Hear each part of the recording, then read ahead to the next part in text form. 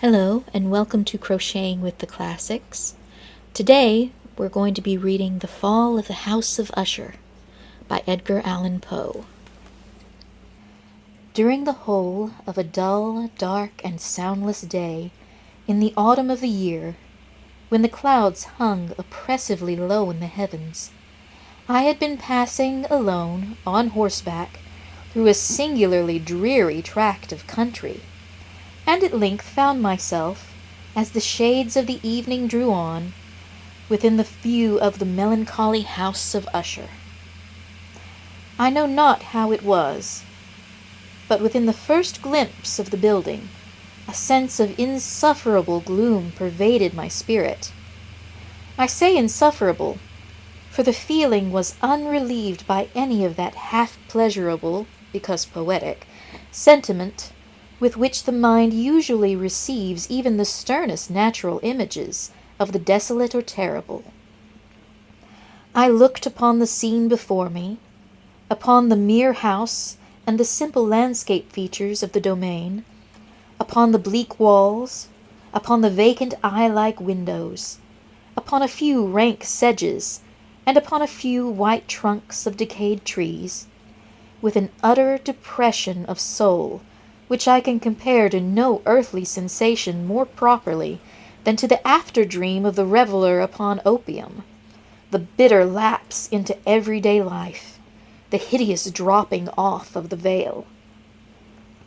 There was an iciness, a sinking, a sickening of the heart, an unredeemed dreariness of thought, which no goading of the imagination could torture into aught of the sublime. What was it? I paused to think. What was it that so unnerved me in the contemplation of the House of Usher? It was a mystery all insoluble, nor could I grapple with the shadowy fancies that crowded upon me as I pondered. I was forced to fall back upon the unsatisfactory conclusion that while, beyond doubt, there are combinations of very simple natural objects which have the power of thus affecting us, still, the analysis of this power lies among considerations beyond our depth. It was possible, I reflected, that a mere different arrangement of the particulars of the scene, of the details of the picture, would be sufficient to modify, or perhaps to annihilate its capacity for sorrowful impression. And, acting upon this idea, I reined my horse to the precipitous brink of a black and lurid tarn that lay in unruffled luster by the dwelling, and gazed down, but with a shudder even more thrilling than before, upon the remodeled and inverted images of the grey sedge, and the ghastly tree stems, and the vacant, eye-like windows. Nevertheless, in this mansion of gloom I now proposed to myself a sojourn of some weeks. Its proprietor, Roderick Usher, had been one of my boon companions in boyhood, but many years had elapsed since our last meeting.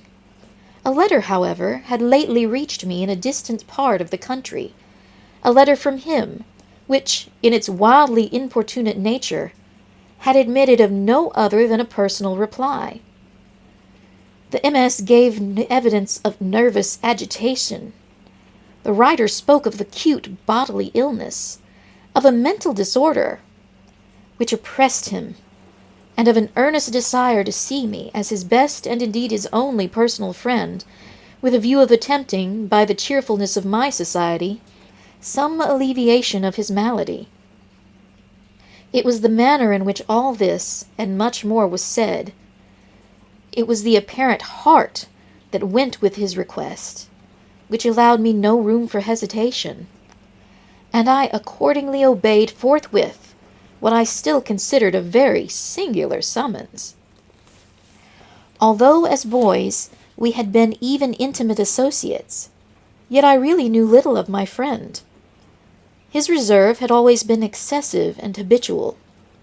I was aware, however, that his very ancient family had been noted, time out of mind, for a peculiar sensibility of temperament, displaying itself through long ages in many works of exalted art, and manifested of late in repeated deeds of munificent yet unobtrusive charity, as well as in the passionate devotion to the intricacies, perhaps even more than to the unorthodox and easily recognizable beauties of musical science.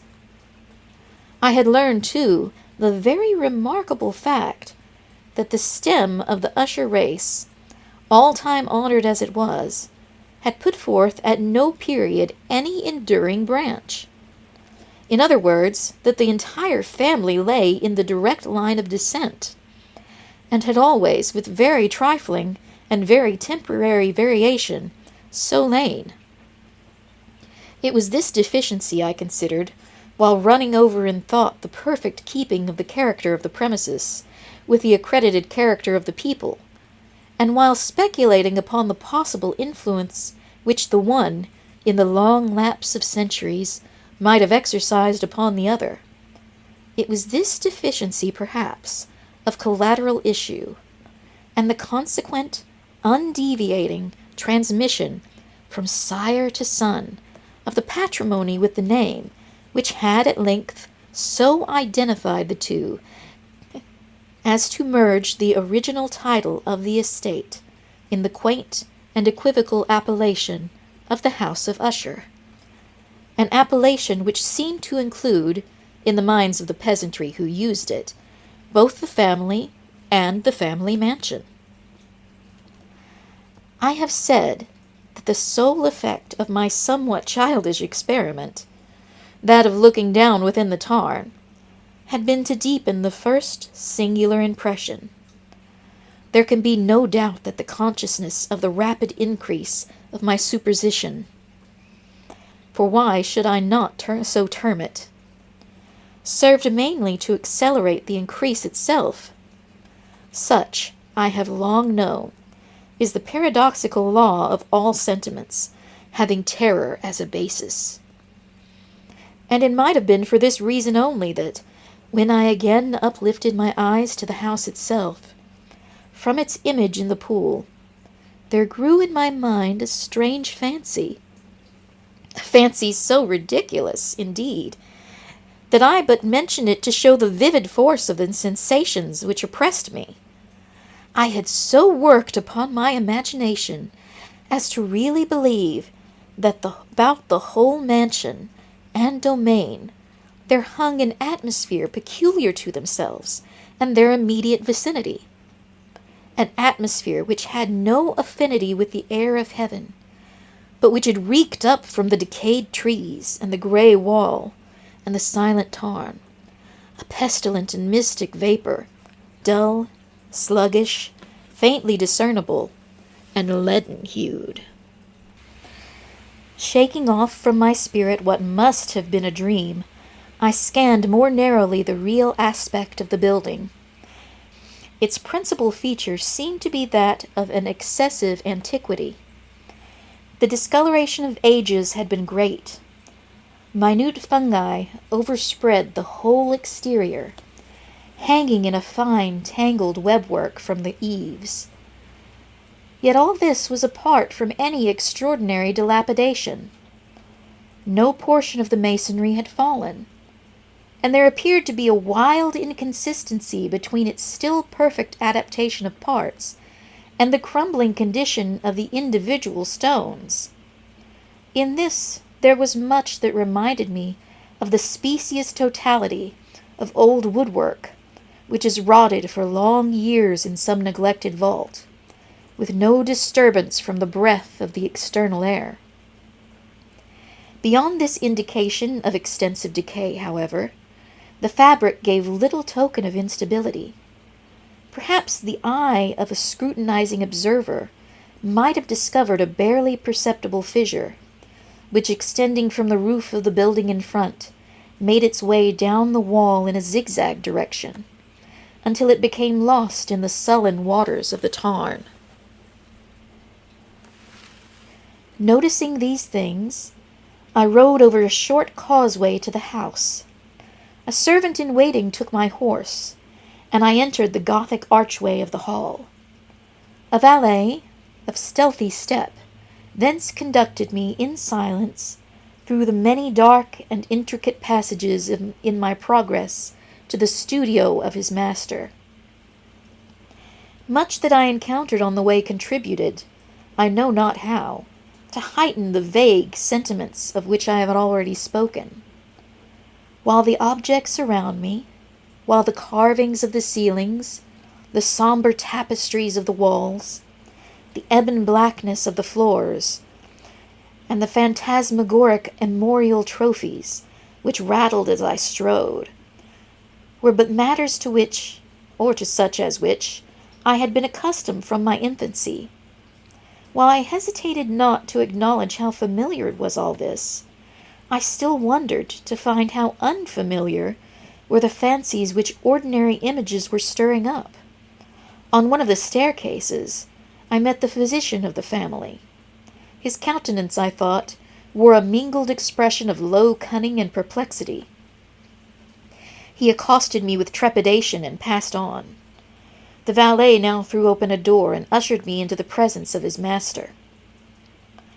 The room in which I found myself was very large and lofty. The windows were long, narrow, and pointed, and at so vast a distance from the black oaken floor as to be altogether inaccessible from within. Feeble gleams of encrimsoned light made their way through the trellised panes, and served to render sufficiently distinct the more prominent objects around. The eye, however, struggled in vain to reach the remoter angles of this chamber, or the recesses of the vaulted and fretted ceiling. Dark draperies hung upon the walls. The general furniture was profuse, comfortless, antique, and tattered. Many books and musical instruments lay scattered about, but failed to give any vitality to the scene. I felt that I breathed an atmosphere of sorrow. An air of stern, deep, and irredeemable gloom hung over and pervaded all. Upon my entrance, Usher arose from a sofa on which he had been lying at full length, and greeted me with a vivacious warmth which had much in it. I at first thought of an overdone cordiality, of the constrained effort of the ennui man of the world.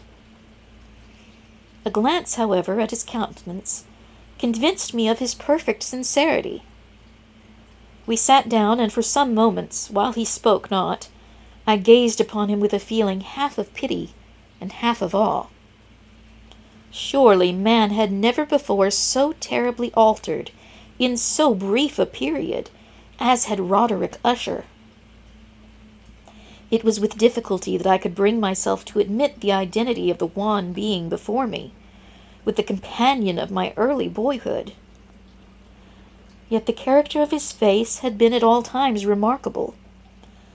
A cadaverousness of a complexion, an eye large, liquid, and luminous beyond comparison, lips somewhat thin and very pallid, but of a surpassingly beautiful curve, a nose of a delicate Hebrew model, but within a breadth of nostril unusual in similar formations, a finely molded chin, speaking, in its want of prominence, of a want of moral energy, a hair of a more than web-like softness and tenuity.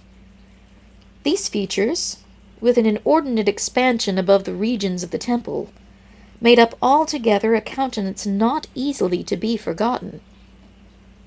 And now, in the mere exaggeration of the prevailing character of these features, and of the expression they were wont to convey, lay so much of change that I doubted to whom I spoke. The now ghastly pallor of the skin, and the now miraculous luster of the eye, above all things startled and even awed me. The silken hair, too, had been suffered to grow all unheeded, and as, in its wild gossamer texture, it floated rather than fell about the face, I could not, even with effort, connect its arabesque expression with any idea of simple humanity. In the manner of my friend, I was at once struck with an incoherence, an inconsistency, and I soon found this to arise from a series of feeble and futile struggles to overcome a habitual trepidancy, an excessive nervous agitation. For something of this nature I had indeed been prepared, no less by his letter than by reminiscences of certain boyish traits, and by conclusions deduced from his peculiar physical conformation and temperament. His action was alternately vivacious and sullen. His voice varied rapidly from a tremulous indecision, when the animal spirits seemed utterly in abeyance, to that species of energetic concision, that abrupt, weighty, unhurried, and hollow-sounding enunciation, that leaden, self-balanced, and perfectly modulated guttural utterance, which may be observed in the lost drunkard, or in the irreclaimable eater of opium, during the periods of his most intense excitement. It was thus that he spoke of the object of my visit, of his earnest desire to see me, and of the solace he expected me to afford him. He entered at some length into what he conceived to be the nature of his malady. It was, he said, a constitutional and a family evil, and one for which he despaired to find a remedy. A mere nervous affection, he immediately added, which would undoubtedly soon pass off. It displayed itself in a host of unnatural sensations. Some of these, as he detailed them, interested and bewildered me, although perhaps the terms and the general manner of their narration had their weight. He suffered much from a morbid acuteness of the senses. The most insipid food was alone endurable. He could wear only garments of a certain texture.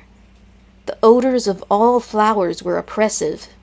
His eyes were tortured by even a faint light, and there were but peculiar sounds, and these from stringed instruments, which did not inspire him with horror.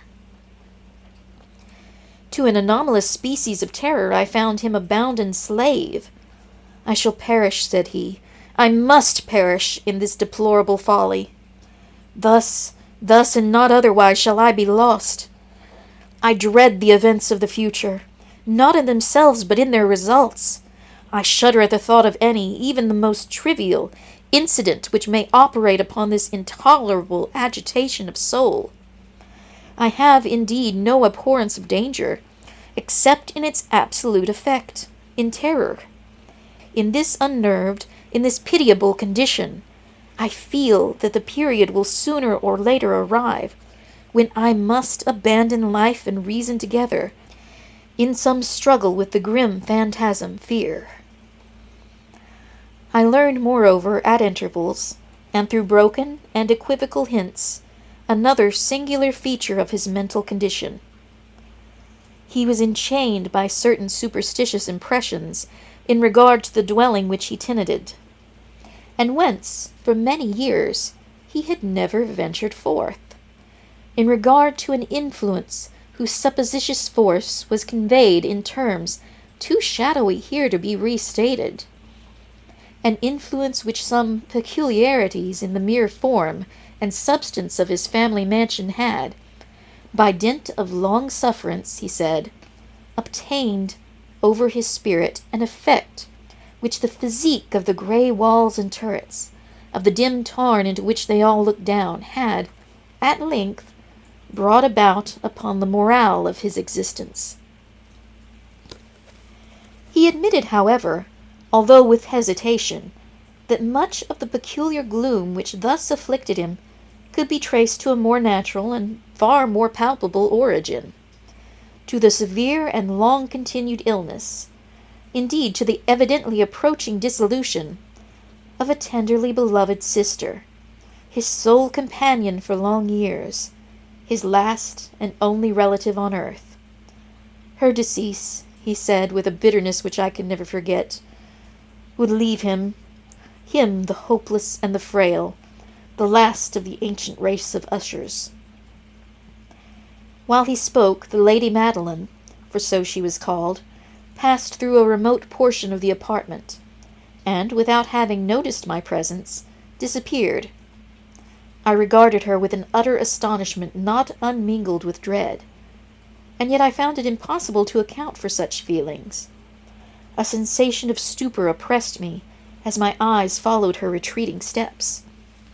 When a door at length closed upon her, my glance sought instinctively and eagerly for the countenance of the brother, but he had buried his face in his hands, and I could only perceive that a far more than ordinary wanness had overspread the emaciated fingers through which trickled many passionate tears.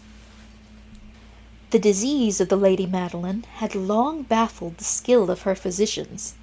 A settled apathy, a gradual wasting away of the person, and frequent, although transient affections of a partially cataleptic character, were the unusual diagnosis. Hitherto she had steadily borne up against the pressure of her malady, and had not betaken herself finally to bed. But on the closing in of the evening of my arrival at the house, she succumbed, as her brother told me at night, with inexpressible agitation, to the prostrating power of the destroyer. And I learned that the glimpse I had obtained of her person would thus probably be the last I should obtain, that the lady, at least while living, would be seen by me no more.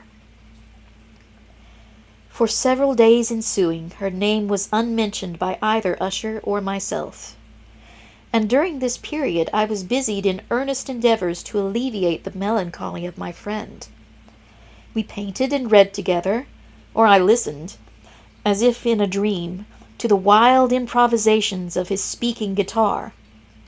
And thus, as a closer and still closer intimacy admitted me more unreservedly into the recesses of his spirit, the more bitterly did I perceive the futility of all attempt at cheering a mind from which darkness, as if an inherent positive quality, poured forth upon all objects of the moral and physical universe in one unceasing radiation of gloom. I shall ever bear about me a memory of the many solemn hours I thus spent alone with the master of the House of Usher. Yet I should fail in any attempt to convey an idea of the exact character of the studies, or of the occupations in which he involved me, or led me the way. An excited and highly distempered ideality threw a sulphurous luster over all. His long, improvised dirges will ring forever in my ears.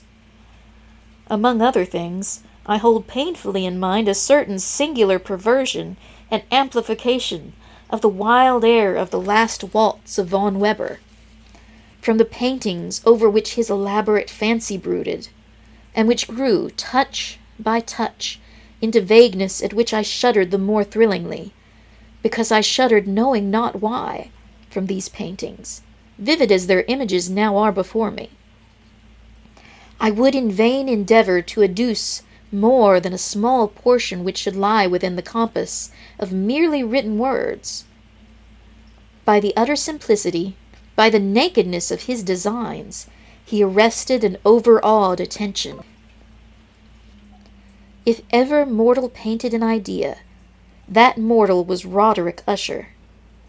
For me, at least, in the circumstances then surrounding me, there arose out of the pure abstractions which the hypochondriac contrived to throw upon his canvas an intensity of intolerable awe, no shadow of which felt I ever yet in the contemplation of the certainly glowing, yet too concrete reveries of Fuseli.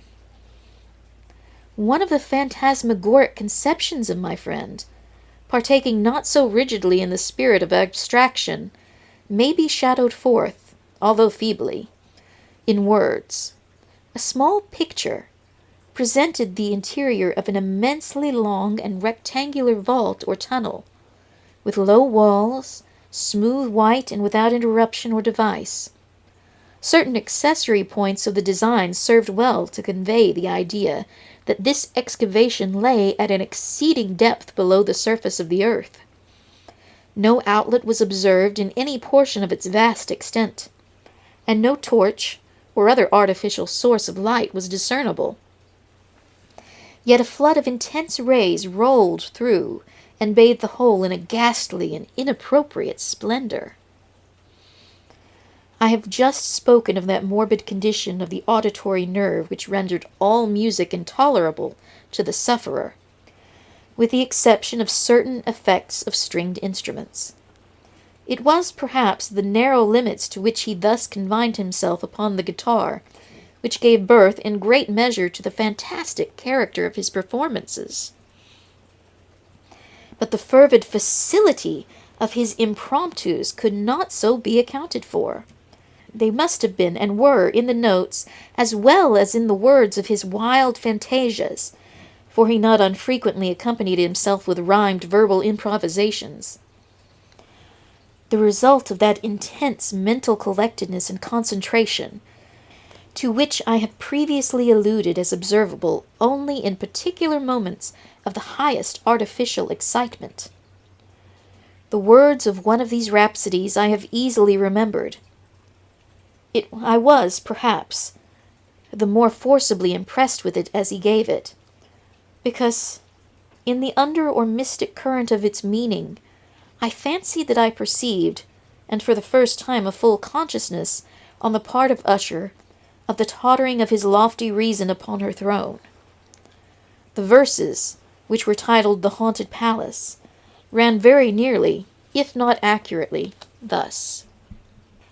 In the greenest of our valleys, by good angels tenanted, once a fair and stately palace, radiant palace, reared its head.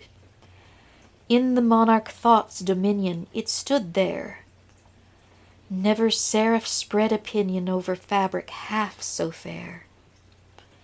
Banners, yellow, glorious, golden, on its roof did float and flow. All this was in the olden time long ago. And every gentle air that dallied, in that sweet day, along the ramparts plumed and pallid, a winged odor went away. Wanderers in that happy valley, through two luminous windows saw spirits moving musically to a lute's well-tuned law. Round about a throne where sitting Porphyrogene, in state his glory well befitting the ruler of this realm was seen. And all with pearl and ruby glowing was the fair palace door, through which came flowing, and sparkling evermore, a troop of echoes whose sweet duty was but to sing, in voices of surpassing beauty, the wit and wisdom of their king. But evil things in robes of sorrow assailed the monarch's high estate. Ah, let us mourn, for never morrow shall dawn upon him desolate. And round about his home the glory that blushed and bloomed is but a dim remembered story of the old time entombed. And travelers now within that valley through the red litten windows see vast forms that move fantastically to a discordant melody, while like a rapid ghastly river through the pale door a hideous throng rush out forever, and laugh but smile no more.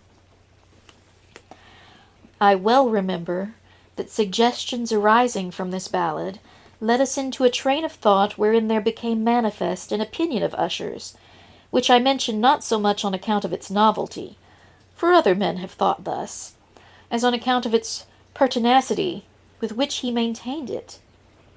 This opinion, in its general form, was that of the sentience of all vegetable things. But in his disordered fancy the idea had assumed a more daring character, and trespassed under certain conditions upon the kingdom of inorganization. I lack words to express the full extent, or the earnest abandon of his persuasion. The belief, however, was connected, as I have previously hinted, with the grey stones of the home of his forefathers. The conditions of that sentence had been here, he imagined, fulfilled in the method of the collocation of these stones, in the order of their arrangement, as well as in that of the many fungi which overspread them, and of the decayed trees which stood around. Above all, in the long, undisturbed endurance of this arrangement, and in its reduplication in the still waters of the tarn. Its evidence, the evidence of sentience, was to be seen, he said, and I here started as he spoke, in the gradual yet certain condensation of an atmosphere of their own about the waters and walls. The result was discoverable, he added, in that silent, yet importunate and terrible influence for which centuries had molded the destinies of his family, and which made him what I now saw him, what he was. Such opinions need no comment, and I will make none. Our books, the books which for years had formed no small portion of the mental existence of the invalid, were, as might be supposed, in strict keeping with this character of phantasm. We pored together over such works as the Revers et Chartreuse of Gessert, the Belphegor of Machiavelli, the Heaven and Hell of Swedenborg, the Subterranean Voyage of Nicholas Klim by Holberg, the Chiromancy of Robert Flood, of Jean d'Agny, and Della Chambre, the Journey into the Distance of Tieck, and the City of the Sun of Campanella. One favorite volume was a small octavo edition of the Directorium Inquisitorium by the Dominican Aymeric de Giorn, and there were passages in Pomponius Mela about the old African satyrs and Egyptians over which Usher would sit dreaming for hours. His chief delight, however, was found in the perusal of an exceedingly rare and curious book in quarto Gothic, the manual of a forgotten church, the Vigilis Motorum Secundum Coram Ecclesiae Mangantine. I could not help thinking of the wild ritual of this work, and of its probable influence upon the hypochondriac, when one evening, having informed me abruptly that the Lady Madeline was no more, he stated his intention of preserving her corpse for a fortnight previously to its final interment, in one of the numerous vaults within the main walls of the building. The worldly reason, however, assigned for this singular proceeding was one which I did not feel at liberty to dispute. The brother had been led to his resolution, so he told me, by consideration of the unusual character of the malady of the deceased, of certain obtrusive and eager inquiries on the part of her medical men, and of the remote and exposed situation of the burial ground of the family. I will not deny that when I called to mind the sinister countenance of the person whom I met upon the staircase, on the day of my arrival at the house, I had no desire to oppose what I regarded as, at best, but a harmless, and by no means an unnatural precaution. At the request of Usher, I personally aided him in the arrangements for the temporary entombment. The body having been encoffined, we two alone bore it to its rest. The vault in which we placed it, and which had been so long unopened that our torches, half smothered with its oppressive atmosphere, gave us little opportunity for investigation, was small, damp, and entirely without means of admission for light, lying at great depth immediately beneath that portion of the building in which was my own sleeping apartment. It had been used, apparently, in remote feudal times, for the worst purposes of a donjon keep, and in later days, as a place of deposit for powder, or some other highly combustible substance, as a portion of its floor and the whole interior of a long archway through which we reached it were carefully sheathed with copper. The door, of massive iron, had been also similarly protected. Its immense weight caused an unusually sharp and grating sound as it moved upon its hinges. Having deposited our mournful burden upon trestles within this region of horror, we partially turned aside the yet unscrewed lid of the coffin, and looked upon the face of the tenant. A striking similitude between the brother and sister now first arrested my attention, and Usher, divining perhaps my thoughts, murmured out some few words from which I learned that the deceased and himself had been twins, and that sympathies of a scarcely intelligible nature had always existed between them. Our glances, however, rested not long upon the dead, for we could not regard her unawed. The disease which had thus entombed the lady in the maturity of youth had left, as usual in all maladies of a strictly cataleptic character, the mockery of a faint blush upon the bosom and the face, and that suspiciously lingering smile upon the lip, which is so terrible in death. We replaced and screwed down the lid, and, having secured the door of iron, made our way with toil into the scarcely less gloomy apartments of the upper portion of the house. And now, some days of bitter grief having elapsed, an observable change came over the features of the mental disorder of my friend. His ordinary manner had vanished. His ordinary occupations were neglected or forgotten. He roamed from chamber to chamber, with hurried, unequal, and objectless step. The pallor of his countenance had assumed, if possible, a more ghastly hue, but the luminousness of his eye had utterly gone out. The once occasional huskiness of his tone was heard no more, and a tremulous quaver, as if of extreme terror, habitually characterized his utterance. There were times, indeed, when I thought his unceasingly agitated mind was laboring with some oppressive secret, to divulge which he struggled for the necessary courage. At times, again, I was obliged to resolve all into the merely inexplicable vagaries of madness, for I beheld him gazing upon vacancy for long hours, in an attitude of the profoundest attention, as if listening to some imaginary sound. It was no wonder that his condition terrified, that it infected me. I felt, creeping upon me, by slow yet certain degrees, the wild influences of his own fantastic yet impressive superstitions. It was, especially, upon retiring to bed late in the night of the 7th or 8th day after the placing of the Lady Madeline within the donjon, that I experienced the full power of such feelings. Sleep came not near my couch, while the hours waned and waned away. I struggled to reason off the nervousness which had dominion over me.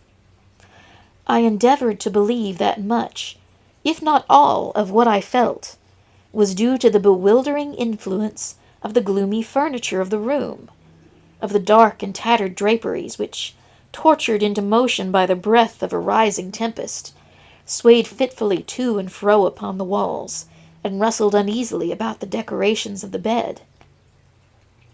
But my efforts were fruitless. An irrepressible tremor gradually pervaded my frame, and at length there sat upon my very heart an incubus of utterly causeless alarm.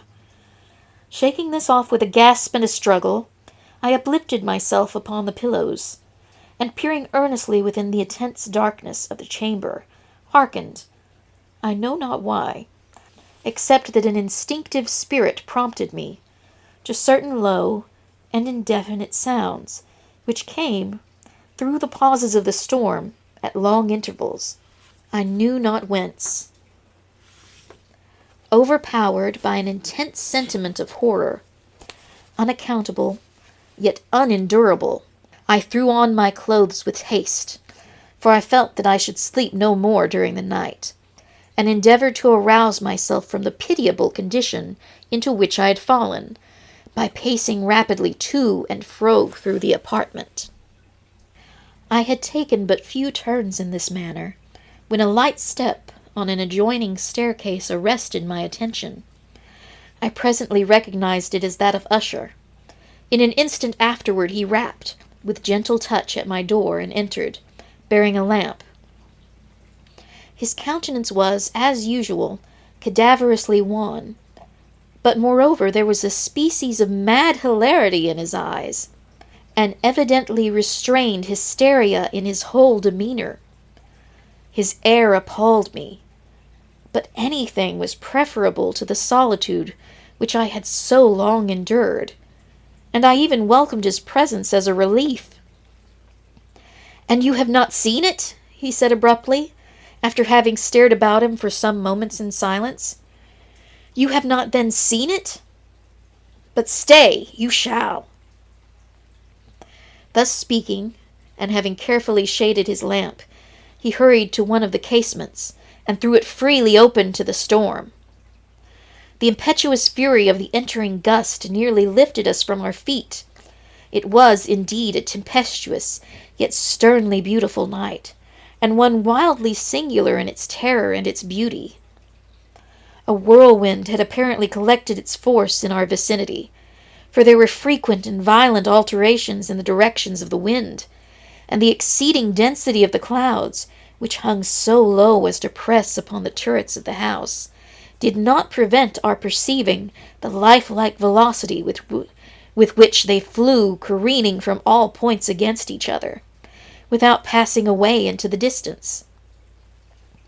I say that even their exceeding density did not prevent our perceiving this, yet we had no glimpse of the moon or stars, nor was there any flashing forth of the lightning.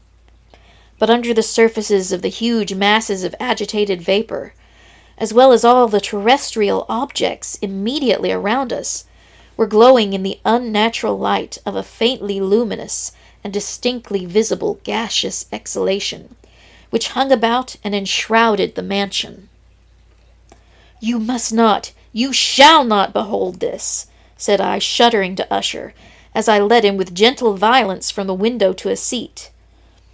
"These appearances which bewilder you are merely electrical phenomena, not uncommon, or it may be that they have their ghastly origin in the rank miasma of the tarn. Let us close this casement. The air is chilling and dangerous to your frame. Here is one of your favorite romances. I will read and you shall listen, and so we will pass away this terrible night together." The antique volume which I had taken up was the Mad Tryst of Sir Launcelot Canning, but I had called it a favorite of Usher's more in sad jest than in earnest, for in truth there is little in its uncouth and unimaginative prolixity which could have had interest for the lofty and spiritual ideality of my friend. It was, however, the only book immediately at hand, and I indulged a vague hope that the excitement which now agitated the hypochondriac might find relief, for the history of mental disorder is full of similar anomalies, even in the extremeness of the folly which I should read.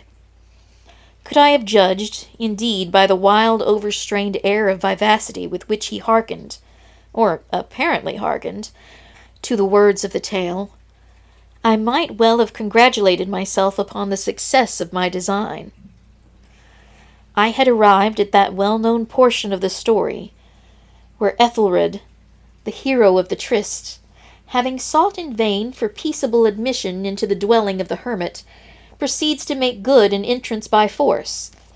Here, it will be remembered, the words of the narrative run thus: "And Ethelred, who was by nature of a doughty heart, and who was now mighty withal, on account of the powerfulness of the wine with which he had drunken, waited no longer to hold parley with the hermit, who, in sooth, was of an obstinate and maliceful turn, but feeling the rain upon his shoulders, and fearing the rising of the tempest, uplifted his mace outright, and with blows made quickly room in the plankings of the door for his gauntleted hand, and now pulling therewith sturdily, he so cracked, and ripped and tore all asunder, that the noise of the dry and hollow-sounding wood alarmed and reverberated throughout the forest."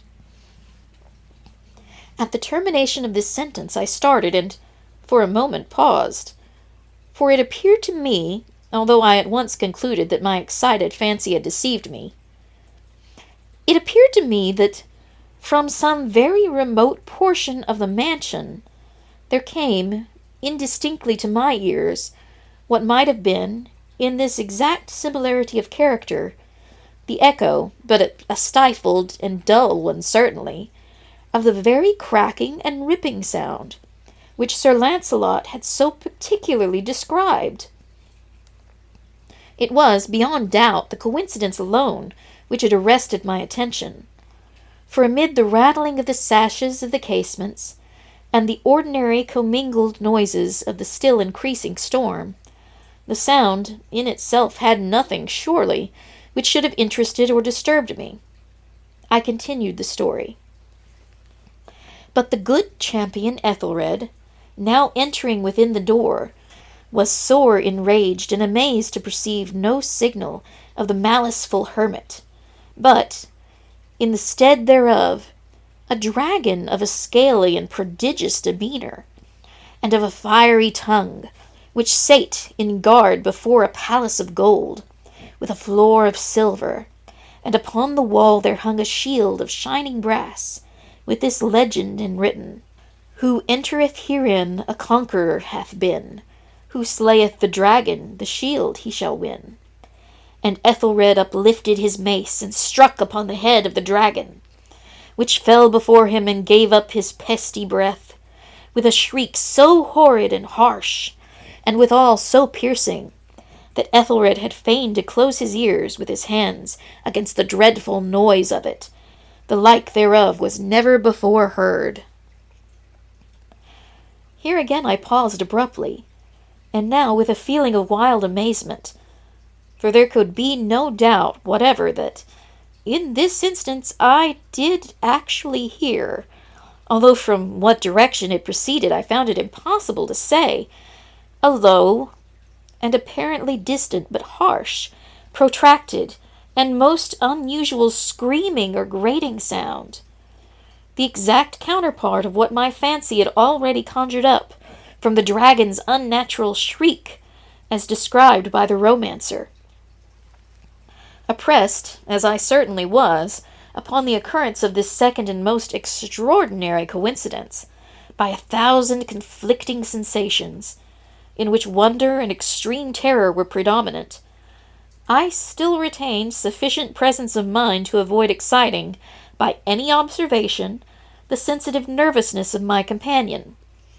I was by no means certain that he had noticed the sounds in question, although assuredly a strange alteration had, in the last few minutes, taken place in his demeanour. From a position fronting my own, he had gradually brought round his chair, so as to sit with his face to the door of the chamber, and thus I could but partially perceive his features, although I saw that his lips trembled as if he were murmuring inaudibly. His head had dropped upon his breast, yet I knew that he was not asleep, from the wide and rigid opening of the eye, as I caught a glance of it in profile. The motion of his body, too, was at variance with this idea, for he rocked from side to side, with a gentle yet constant and uniform sway. Having rapidly taken notice of all this, I resumed the narrative of Sir Lancelot, which thus proceeded. And now the champion, having escaped from the terrible fury of the dragon, bethinking himself of the brazen shield, and of the breaking up of the enchantment which was upon it, removed the carcass from out of the way before him, and approached valorously over the silver pavement of the castle, to where the shield was upon the wall, which in sooth tarried not for his full coming, but fell down at his feet upon the silver floor, with a mighty great and terrible ringing sound. No sooner had these syllables passed my lips, than, as if a shield of brass had indeed at the moment fallen heavily upon a floor of silver, I became aware of a distinct, hollow, metallic, and clangorous, yet apparently muffled, reverberation. Completely unnerved, I leapt to my feet, but the measured rocking movement of Usher was undisturbed. I rushed to the chair in which he sat. His eyes were bent fixedly before him, and throughout his whole countenance there was reigned a stony rigidity. But, As I placed my hand upon his shoulder, there came a strong shudder over his whole person. A sickly smile quivered about his lips, and I saw that he spoke in a low, hurried, and gibbering murmur, as if unconscious of my presence. Bending closely over him, I at length drank in the hideous import of his words. Not hear it? Yes, I hear it and have heard it. Long, many minutes, many hours, many days have I heard it. Yet I dared not. Oh, pity me, miserable wretch that I am. I dared not speak. We have put her living in the tomb. Said I not that my senses were acute? I now tell you that I heard her first feeble movements in the hollow coffin. I heard them many days ago, yet I dared not speak. And now tonight, Ethelred, the breaking of the hermit's door, and the death cry of the dragon, and the clangor of the shield, say rather the rending of her coffin, and the grating of the iron hinges of her prison, and her struggles within the coppered archway of the vault. Oh, whither shall I fly? Will she not be here anon? Is she not hurrying to upbraid me for my haste? Have I not heard her footstep on the stair? Do I not distinguish that heavy and horrible beating of her heart? Madman! Here he sprang furiously to his feet and shrieked out his syllables, as if in the effort he were giving up his soul. Madman, I tell you that she now stands without the door! As if in the superhuman energy of his utterance there had been found the potency of a spell. The huge antique panels to which the speaker pointed drew slowly back. Upon the instant their ponderous and ebony jaws. It was the work of the rushing gust, but then without those doors there did stand the lofty and enshrouded figure of the Lady Madeline of Usher. There was blood upon her white robes, and the evidence of some bitter struggle upon every portion of her emaciated frame. For a moment she remained trembling and reeling to and fro upon the threshold, then, with a low moaning cry, fell heavily inward upon the person of her brother, and in her violent and now final death agonies bore him to the floor a corpse, a victim of the terrors he had anticipated. From that chamber and from that mansion I fled aghast. The storm was still abroad in all its wrath as I found myself crossing the old causeway. Suddenly there shot upon the path a wild light, and I turned to see whence a gleam so unusual could have issued, for the vast house and its shadows were alone behind me. The radiance was that of the full setting and blood-red moon, which now shone vividly through that once barely discernible fissure, of which I have spoken as extending from the roof of the building in a zigzag direction to the base. While I gazed, this fissure rapidly widened. There came a fierce breath of the whirlwind. The entire orb of the satellite burst at once upon my sight.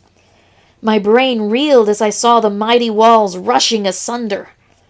There was a long, tumultuous shouting sound like the voice of 1,000 waters, and the deep and dank tarn at my feet closed sullenly and silently over the fragments of the House of Usher.